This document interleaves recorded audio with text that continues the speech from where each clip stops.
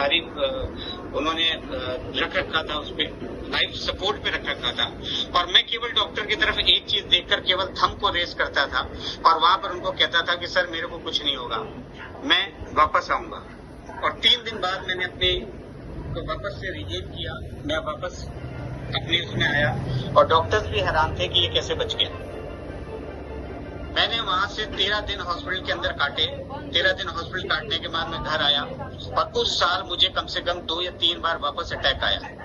मैं GB Pant hospital गया, GB Pant hospital के अंदर मेरा इलाज हुआ और इलाज होने के बाद डॉक्टर ने मुझे ये कहा कि आपको आगे चल के डायबिटीज हो जाएगी।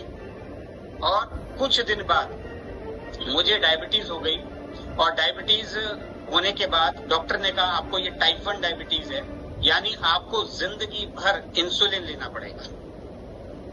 आप सोच सकते हो कि लाइफ में आपके सामने ये आ जाए कि आपको जिंदगी भर इंसुलिन लेनी है तो आपकी लाइफ कैसी होगी। और मुझे 40 यूनिट्स मॉर्निंग में और 40 यूनिट्स नाइट में इंसुलिन लेनी पड़ी।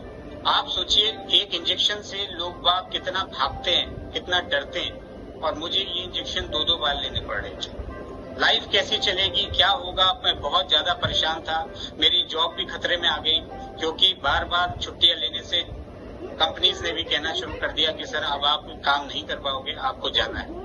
आगे बिल्कुल अंधकार था, सारी चीज थी, लेकिन कहते हैं कि भगवान के घर ढेर अंधेर नहीं है और भगवान जब एक रास्ता बंद करता है तो दूसरा रास्ता जरूर खोलता है। और दूसरा रास्ता उन्होंने खोला मेरे लिए। मेरे भगवान बन के आए संजय मिटावा सर।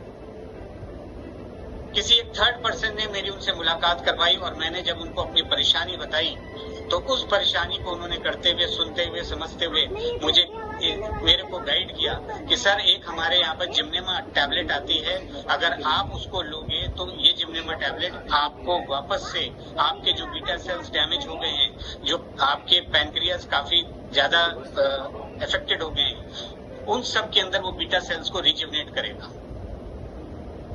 उन्होंने मुझे कहा कि सर आप इसको यूज करके तो देखो। अब वही था कि मैं फार्मा फील्ड में था तो मुझे काफी नॉलेज थी कि हमारे जो और ड्रग्स हैं, जो एलोपैथिक के ड्रग्स हैं, वो कितने साइड इफेक्ट करेंगे। और मुझे चिंता अपने भविष्य की भी थी कि अगर मैं 40 यूनिट्स लेके चलता रहूंगा तो मैं कब तक क्या करता रहूंगा। मेरे डाइट रिस्ट्रिक्शन हो गया, मेरे संग बहुत सारे चैलेंजेस आ गए। लेकिन मैंने सर की बात को समझा। वही मैं कहूंगा जो संजय सर कहते हैं कि उस समय मेरे अकल पे पत्थर नहीं पड़े। मैंने संजय सर की बात को समझा, एक रिसर्च किया, देखा, लेकिन एक चीज तो मुझे तय थी कि जो सप्लीमेंट्स होते हैं वो उनके साइड इफेक्ट नहीं होते। यानी अगर मैं लूंगा, अगर इसका मेरे को कहीं से भी फायदा नहीं हुआ तो कम से कम ये मुझे नुकसान नहीं देगा।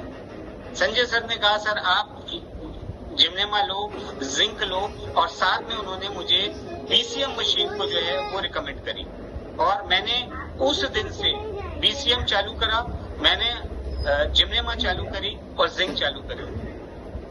धीरे धीरे समय बीतता गया और मैं रिकवर होता गया, समय बीतता गया, रिकवर हो गया। डॉक्टर्स भी हैरान थे। डॉक्टर्स ने मुझे पूछा सर आपकी बार बार हमको इंसुलिन कम करनी पड़ रही है, आप ऐसी क्या ड्रग ले रहे हो या क्या दवाई ले रहे हो, क्योंकि हमारी इन दवाइयों से तो ये नहीं होने वाला।